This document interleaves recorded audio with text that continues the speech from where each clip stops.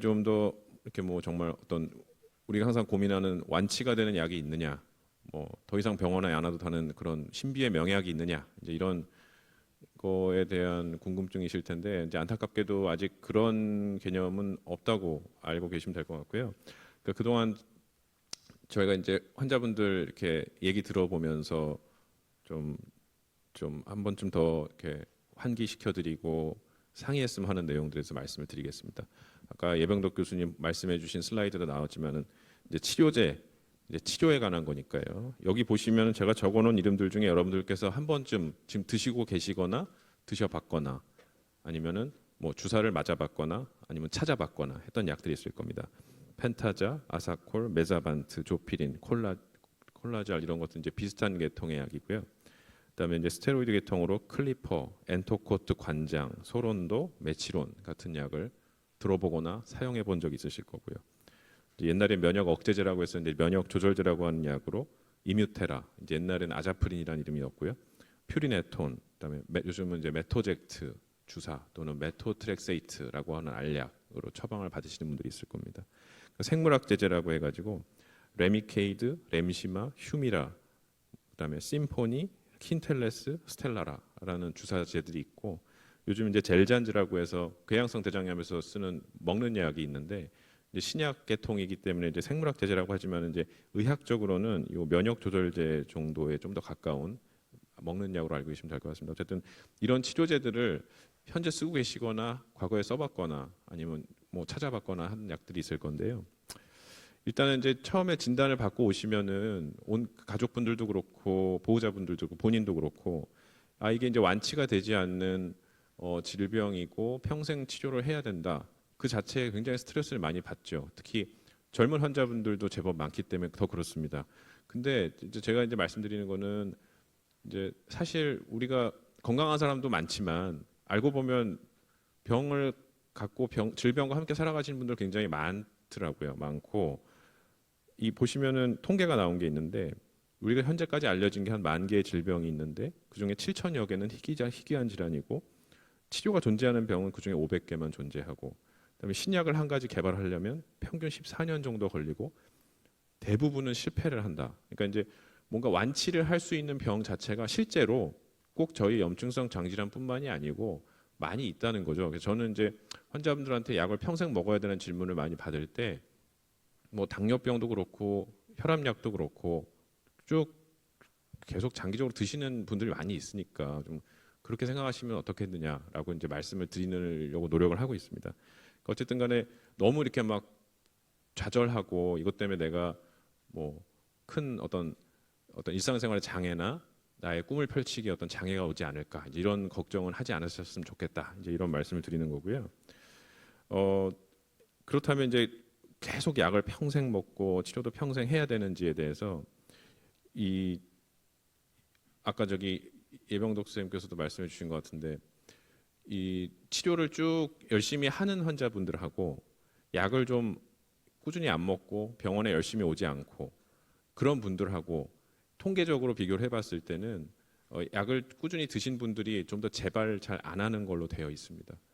물론 개인적 케이스 바이 케이스로는 나는 약을 뭐 10년 동안 안 먹었는데도 괜찮았다는 분이 있을 수 있어요. 그런 경험을 올리시는 분도 있겠죠. 하지만은 저희는 이제 확률적으로 말씀을 드리는 거예요. 물론 그럴 수도 있지만 약을 꾸준히 잘 먹어주는 게 병의 재발을 장기적으로 또 수술률을 뭐 여러 가지 뭐 암의 발생을 다 감소시킬 수 있다. 이렇게 설명을 드리고 있으니까요. 그리고 이제 우리나라 같은 경우에는 산정특례라고 하는 이제 국가에서 이 희귀 난치 질환으로 지정된 분들에 대해서 이렇게 케어해주는 제도가 굉장히 좋더라고요. 제가 양석균 선생님하고 예병도 선생님이 보내주셔가지고 이제 미국에서도 환자분들 이렇게 어떻게 치료받는지 좀 보고 왔는데 거기서는 사실 치료비가 어마어마하게 비쌉니다. 우리가 지금 아무렇지도 않게 몇 개월씩 받아가는 펜타자나 아사콜, 메사반트 같은 약조차도 거기서 너무 비싼 거예요. 저약도 너무 비싸요. 그래서 한 달치를 처방을 하는 것 자체도 굉장히 부담스러워하고 적절한 보험이 없으면은 되게 힘들어하는데 이게 우리나라는 그런 면에서는 여기서 지금 치료받고 계신다는 건 되게 좋다고 인식을 해주셨으면 좋겠어요. 그러니까 이제 특히 생물학적 제제 같은 고가 약 같은 경우 더더욱 그렇죠. 물론 이제 개인적으로는 좀 부담이 되실 수 있죠. 계속적으로 치료하기 때문에.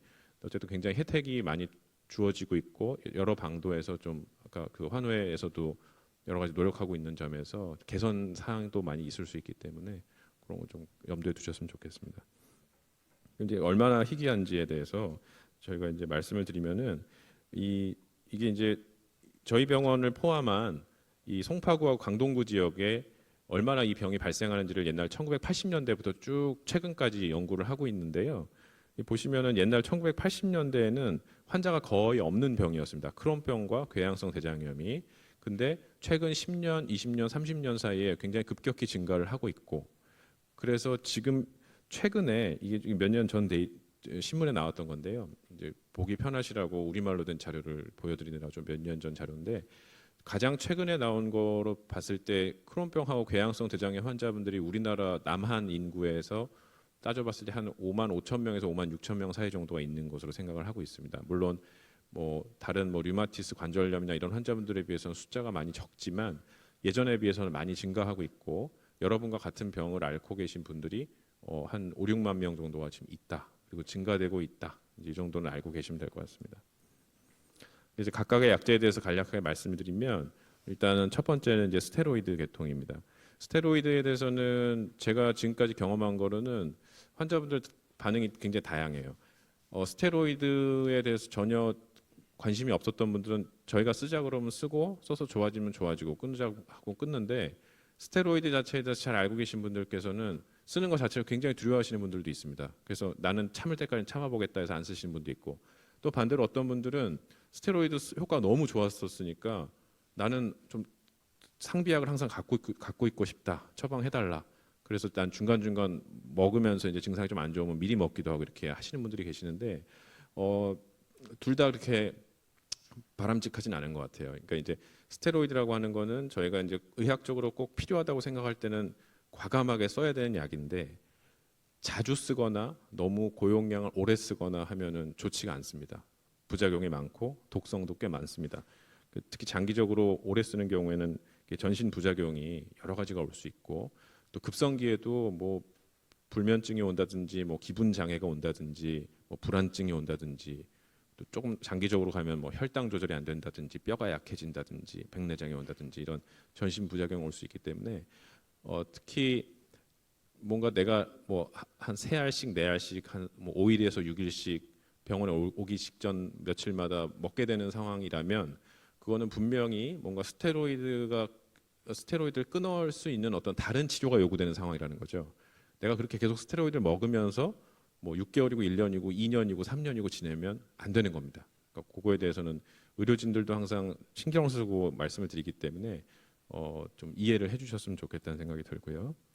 그다음에 이제 저희가 이제 요즘은 면역 조절제라는 얘기를 많이 쓰는데 면역 억제제라는 말로 많이 썼었습니다. 옛날에 뭐 이식 수술하신 분들을 뭐 또 많이 쓰는 약이라고 했었기 때문에요. 근데 이제 요즘은 뭐 면역 증강제라는 게 있는데 나는 면역이 억제제를 먹고 있는데 면역 증강제를 먹어도 되느냐 이제 그런 누가 봐도 뭐 이해가 될 만한 질문을 하시죠. 근데 이제 면역 증강제라고 하는 것 자체가 굉장히 의학적인 텀이 아닌 것 같습니다. 그게 뭐 정확하게 어떤 성분이고 어떤 효과가 있는지에 대해서 알려진 상품들이 아니기 때문에 뭐 면역이 증강되고 염증을 줄여주고 뭐 이런 어떤 일종의 건강보조식품 같은 약제라고 하면 안 되겠죠. 건강보조식품들은 가급적이면은 사용을 하지 않았으면 좋겠고 하고 싶으시더라도 꼭 사전에 저희하고 상의를 하셔야 저희가 처방하고 있는 약하고 혹시라도 문제가 일으키지 않을지 좀 말씀을 드릴 수 있기 때문에 그런 거 꼭 염두에 두셨으면 좋겠습니다.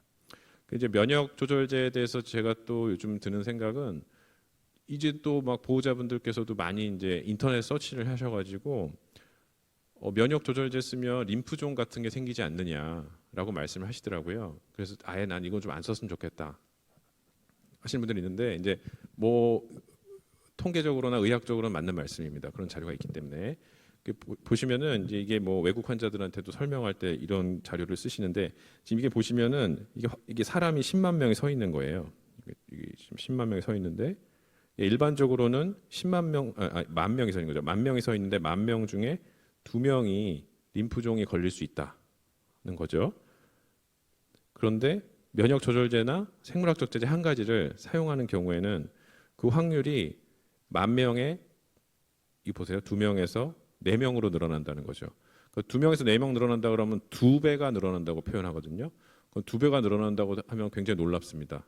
그리고 심지어는 이 두 가지 약을 동시에 쓰고 있으면 6명으로 하기 때문에 3배가 늘어납니다.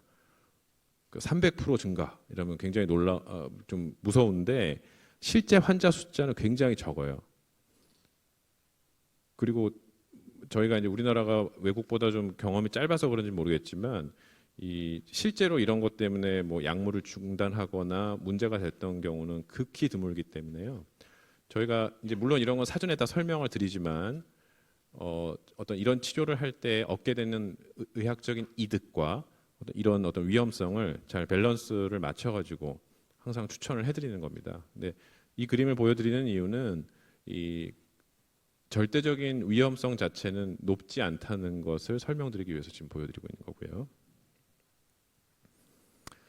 생물학적 제제는 아까 저 예병덕 교수님께서 뭐 맞춤 치료에 대해서도 말씀을 해주셨죠. 요즘은 옛날에는 생물학적 제제 사용할 수 있는 개수가 한 가지 내지 두 가지고 기준도 굉장히 까다로웠기 때문에 저희 입장에서도 좀 제약이 많았지만 요즘은 뭐 주사의 개수도 많아지고 뭐 소위 말해서 옵션이 좀 많아진 거죠. 그래서 저희에서 이제 치료하는 입장에서는 뭔가 좀 무기가 많아진 것 같아서 좋은 점은 있습니다. 근데 이제 이게 어떤 약제가 어떤 상황에서 적절한지에 대해서는 사실 그 케이스 바이 케이스로 여러 가지를 고려해야 되기 때문에 항상 의료진하고 잘 상의를 하셔야 될 것 같고요. 모든 환자에서 다 적용되는 것은 아니지만 저희가 좀 이 주사를 쓰자고 말씀을 드리는 상황이 왔을 때는 지금 쓰는 게 가장 효과적이라고 판단될 때입니다. 이제 뭐 환자분들께서는 많이들 그러시죠. 아, 내가 꼭 주사까지 맞아야 되는 상황입니까? 주사는 가급적 안 맞고 싶습니다. 뭐 이렇게 얘기하시는데 그것도 일견 뭐 납득은 되지만 요즘의 추세는 가급적이면 필요할 때 적극적으로 열심히 써주면 장기적으로 질병의 재발이나 질병의 진행을 막을 수 있다는 것이 전 세계적인 트렌드이기 때문에 저희가 이제 적극적으로 가급적이면 적절한 환자분들한테 권해드리고 있고요. 그리고 이제 수술도 마찬가지입니다. 특히 저희 서울 아산병원 염증성 장질환 센터의 대장학문외과는 우리나라에서 이 크론병이나 궤양성 대장염 수술을 제일 많이 해요. 거의 뭐 전 세계적으로도 이 정도의 외과 선생님들이 계신 병원이 없는 것 같더라고요. 제가 나가서 보니까. 그래서 그분들한테 저희가 수술을 의뢰할 때는 아 정말 수술을 하고 나면 많이 좋아질 수 있고 그 이후에 또 약물 치료 열심히 하면서 일상생활 잘 할 수 있는 상황이 오겠구나라고 판단이 되는 겁니다. 예를 들어서 장이 좁아지는 협착이 굳은 살처럼 딱딱해져서 약물로는 어떻게 해결이 안 될 때, 그래서 일상생활 하기 위해서는 거기를 잘라내야 되고요. 그리고 장에 천공이 오거나 복강 내 농양이 생겼을 때, 그래서 병원에 오랜 기간 입원하면서 금식을 해야 되는 상황에서는 적절한 수술을 그 실력 있는 외과 의사한테 받으면 잘 회복하실 수 있습니다. 그리고 이제 저희 우리나라 환자들에서 많이 문제가 되는 치료, 항문 질환 같은 경우도 외과 선생님들의 적극적인 진료 및 치료와 저희 내과적인 약물 치료를 병합하면 효과가 굉장히 좋은 것으로 되어 있습니다. 그러니까 그런 경우에도 좀 적극적으로 치료에 응해 주시면 좋겠고요. 그리고 궤양성 대장염 같은 경우에 갑자기 심해져서 병원에 입원해서 뭐 주사를 고용량을 맞고 계속 혈변이 지속되는 경우, 물론 극적으로 좋아지는 경우도 있지만 저희가 이제 적절한 타이밍에 수술을 말씀드리게 됩니다. 그때도 가급적이면은 이제 안 하고 싶죠. 갑자기 수술하자는 얘기를 들으면. 근데 이제 그때도 타이밍을 며칠을 놓치게 되면 수술의 합병증도 많아지고 뭐 자칫 좀 위험한 경우도 있을 수 있기 때문에 적절한 타이밍에서 수술을 상의를 드리는 거고, 그런 경우에는 수술이 굉장히 좋은 옵션 중에 하나가 되고 있습니다. 그리고 이따 설명해드릴 양동원 교수님 설명해주실 대장암 전 단계, 염증이 오래돼서 생길 수 있는 암이나 암 전 단계에서도 수술은 굉장히 좋은 옵션이 될 수 있습니다. 이게 이제 치료를 잘 해야 된다는 이유 아까 말씀드렸지만은 이게 우리나라의 환자가 점점 더 많아지고 의사들조차도 이 병에 대해서 최근 들어서 더 많이 알게 되면서 최근 들어서 좀 더 열심히 치료를 하고 조기에 적극적으로 치료를 할 경우에 그렇지 않았던 환자분들에 비해서 예후가 좋다는 거죠. 수술을 좀 덜 받는 것 같고 삶의 질이 좋은 것 같고, 이제 그런 거에 대해서 이제 일반인들한테 설명해 주는 내용입니다. 그러니까 그만큼 적극적인 치료와 적절한 치료가 중요하다는 거죠. 이제 다 좋습니다. 이제 처음에 진단받고 뭐 한 6개월, 1년은 막 바짝 긴장해가지고 먹는 것도 조절을 하고 막 생활 습관도 잘 하고 담배도 끊고 하다가 이제 조금 적응이 되면 긴장이 풀리죠. 그리고 이제 막 스트레스 받으면 담배도 다시 피고 뭐 안 먹던 것도 먹고 뭐 이렇게 다 하시면서 좀 안 좋아지는 경우도 있고 한데 대표적인 게 먹는 약이죠. 저희가 먹는 약을 뭐 하루에 3번 내지 3번, 4번 먹게끔 처방해드리면은 이상하게 병원 되게 오랜만에 오셨는데 약은 다 갖고 있다고 하시는 거죠. 보면 이제 약을 다 하루에 3번 먹는 거 3번 다 못 먹게 되고 이제 그렇게 돼서 약이 남게 되고 그런 거죠. 근데 이게 비단 우리만 있는 일은 아닙니다. 이 만성 질환 환자분들 당뇨, 고혈압 포함해서 다 쭉 보면은 한 절반 환자분들이 다 약을 잘 못 먹고 있다. 여러 가지 이유 때문에. 근데 저희가 이제 알 수 있는 방법은 뭐 이제 직접 물어보는 거죠. 점심약은 잘 챙겨 드시냐, 뭐 아침약은 잘 챙겨 드시냐 물어보고 그래도 뭔가 좀 잘 먹는다고 하시는데 좀 뭐가 안 맞는 것 같다 그러면 아까 설명해 주신 대로 뭐 혈중 약물 농도 같은 거를 특정 약에 대한 측정할 수 있어서 이제 그런 걸 보고 이제 약을 잘 먹고 있는지 안 먹고 있는지 알 수는 있죠. 그럼 이제 왜 약을 안 먹게 되고 안 먹었는데 이렇게 혼날 것 같으니까 얘기를 못 하고 이제 이렇게 되느냐? 약을 먹으나 안 먹으나 별 차이가 없는 것 같은 거예요. 내가 오늘 한번 안 먹어봤더니 내일 오히려 변 색깔이 더 좋은 것 같고 뭐 이러면 이제 안 먹게 되는 거죠. 그리고 이제 처음에는 열심히 하다 보니까 좋았는데 이게 기간이 길어지니까 이제 좀 매너리즘에 빠지게 되는 거죠. 그리고 이제 경제적인 문제도 있을 수 있고요. 그래서 저희가 이제 개선을 위해서는 오늘 같이 이렇게 만나서 좀 약을 꾸준히 드시는 게 좋다라고 말씀을 드리는 거에 대해서 병에 대한 이해를 증진시켜드리고 저희가 이제 뭐 이런 자료를 통해서 약을 드시는 게 좋다, 이렇게 안전하고 좋다 이렇게 말씀드리는 거고. 그다음 이제 복약 방법을 뭐 하루에 4번 먹을 거가 있으면 하루에 한 번만 먹을 수 있게끔 어떻게 하면 최대한 조절해 본다든지 아니면 뭐 알이 너무 커서 삼키기가 힘들다 그러면 뭐 가루약 같은 게 있는지 하여튼 그런 좀 방법을 어떻게든 강구해 가지고 잘 드시게끔 한번 이제 하려고 하는 거고요. 약을 잘 드시게끔 뭐 문자 메시지를 보낸다든지 뭐 특히 결핵약 같은 경우는 굉장히 중요하기 때문에 실제 먹었는지 이렇게 확인하는 방법도 있고 그렇습니다. 근데 저희는 이제 그렇게 할 수는 없어서 이런 교육과 어떤 상호 이해를 통해서 약을 좀 잘 드시게끔 하셔야 될 것 같습니다. 이 관련 연구는 오늘 강의해 주실 정성희 교수님께서도 이제 비슷한 연구를 해주셨었고요.